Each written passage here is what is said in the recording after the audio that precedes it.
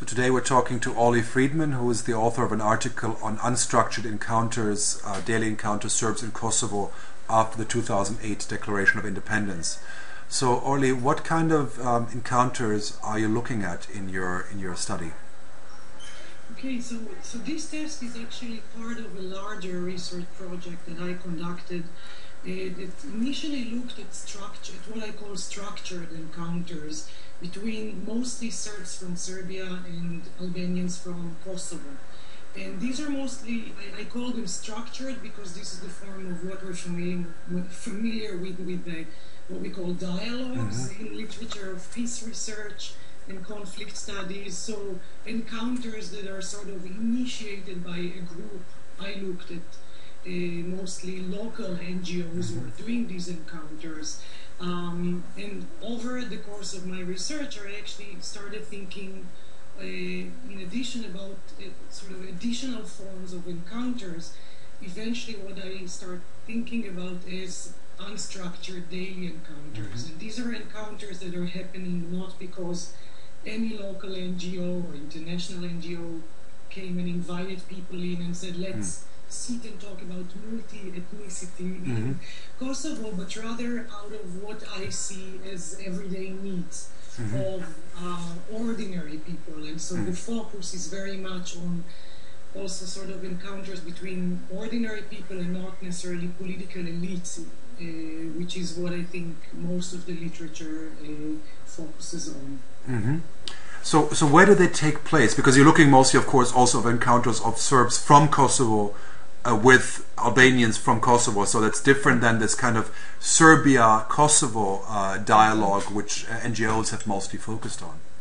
And the Serbia-Kosovo dialogue I see is in some ways it's very challenging, and I speak about the challenges of that, but somehow it is happening, and it's possibly even easier, as I understand, than these encounters, the unstructured encounters. So I think it takes place in various sites. I chose in this text, and again, it's only part of it's still an ongoing research.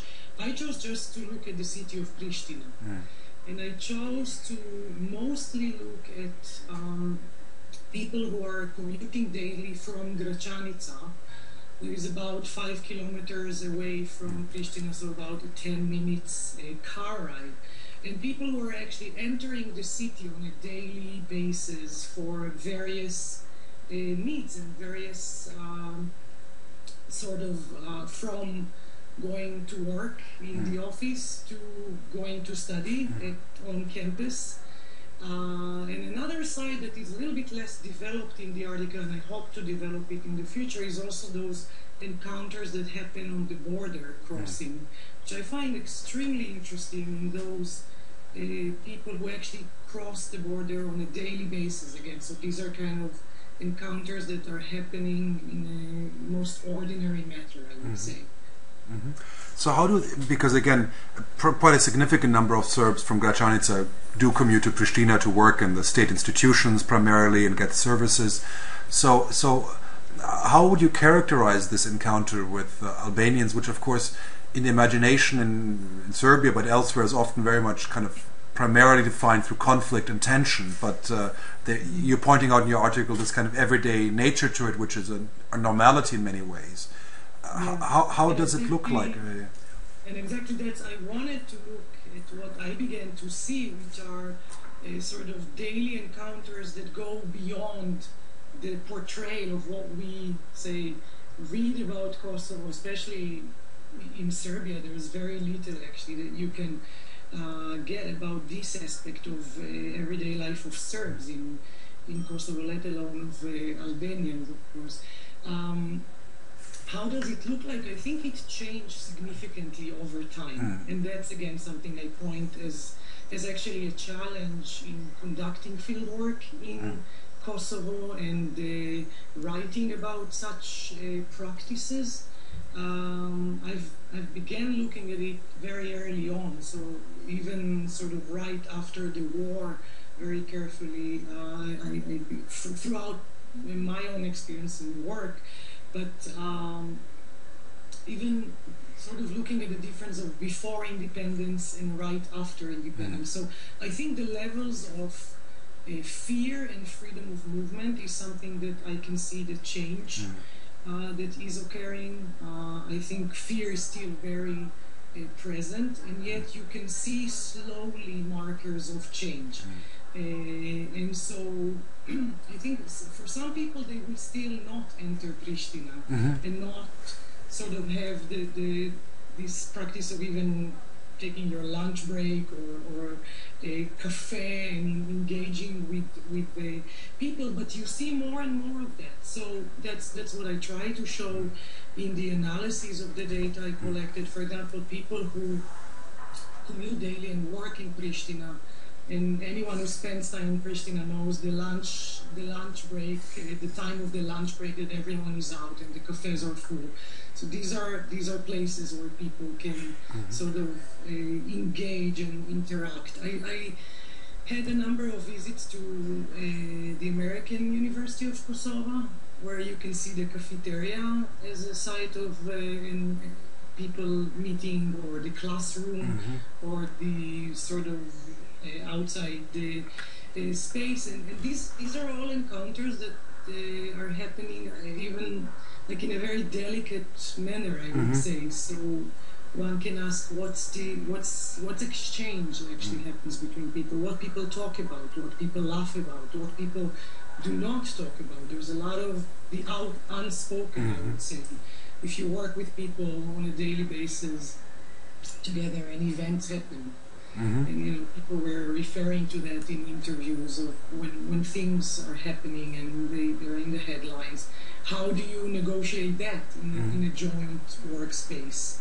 How do you deal with it? Through humor, through silence, through careful steps of trying to open up conversations, etc. How is language negotiated in these encounters? Because again, people often, many Serbs don't speak Albanian.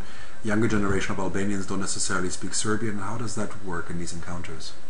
Right, and I thought a lot about the question of the language, and because first, in conflicts in general, the role in intergroup relations, the role of a language that can be in some conflicts actually a uniter, and in some other conflicts a very strict divider. So this is one of those case studies when the language is a great challenge, and it's actually a divider, and it also plays itself out in the performance of identity and the questions of belonging and the ability to sort of be in a space without immediately being marked as you're that or that, right? And so in the structured encounters, language plays itself out. I think in many cases, a younger generation who can choose to speak English to each other, right?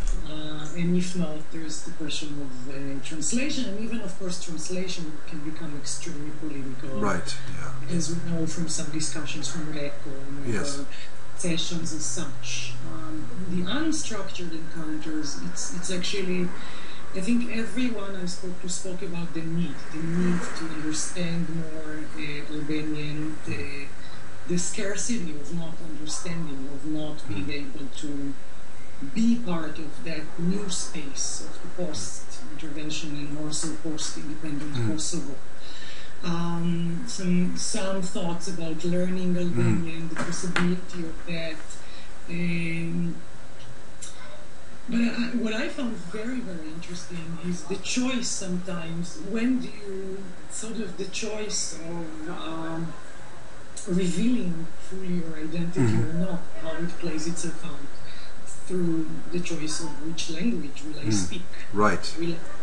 So I give an example of a woman who commutes daily on public transportation, and as someone addresses her with just a small talk that is very ordinary. It happens daily when you use public transportation in towns or cities, and so the choice, will I answer in poor, broken Albanian, and then sort of possibly even switch to Serbian? Will I choose not to? And, so hearing, for example, those who sometimes sort of choose to not reveal their identity or even reveal their identity as a false identity, as we're international speaking. So I think that's what I try to do with it in the analysis, is to think about that as part of sort of the everyday, very small choices that people have to make once they sort of enter Pristina as a space of possible integration into Kosovo. Well, yeah, I think this is a fascinating topic and not much research in many ways.